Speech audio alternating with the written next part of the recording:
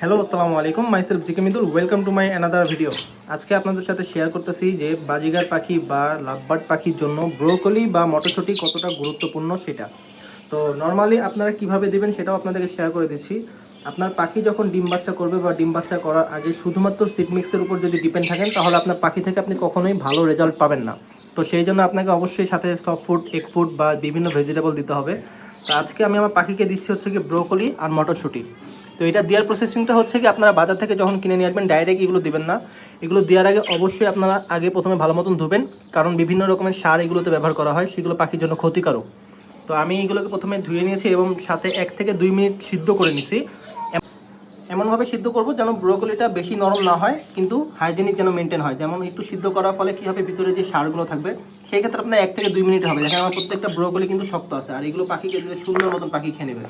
এবং ব্রোকলি একসাথে দিচ্ছি। আজকে আমি ওদেরকে কোনো ধনেপাতা বা গাজর দেবো না বা কোনো ডিম দিই নাই, কারণ একসাথে আপনার পাখিকে এত পরিমাণ খাবার দিলে সেটা হজম করতে নাও পারে, যেহেতু এটা ওদের রেগুলার খাবার না। শীতকালে যেহেতু ব্রোকলিটা পাওয়া যাচ্ছে, এটা সবসময় পাবো না। শীতকালে কিছু স্পেশাল সবজি থাকে যেগুলো আমরা পাখির জন্য মেনটেন করতে পারি। এদিকে দেখেন আমার বাজিগারগুলো অলরেডি দেখতে পাচ্ছে যে ওদের জন্য খাবার তৈরি হচ্ছে। ওরা প্রত্যেকটা পাগল হয়ে গেছে। তো মার্শাল্লাহ, আলহামদুলিল্লাহ, আমার এই বাজিগারগুলো 5টা বাচ্চা নিয়ে উঠছে আলহামদুলিল্লাহ। তো ওই জন্য ওদেরকে সবজিটা প্রতিদিন বেশি দিচ্ছি। ওদেরকেও দিয়ে দিলাম, ইনশাল্লাহ কিছুক্ষণ পর ওরা খাওয়া শুরু করবে। আমার বাজিগার পাখিগুলো নেমে গেছে, প্রত্যেকটা পাখি বের হয়ে গেছে খাবার বাটিতে।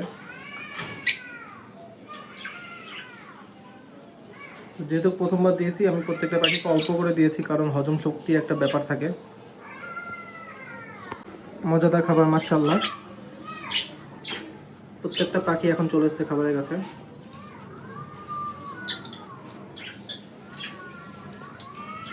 সো আল্লাহ হাফেজ, টাটা, সবাই ভালো থাকবেন, সুস্থ থাকবেন।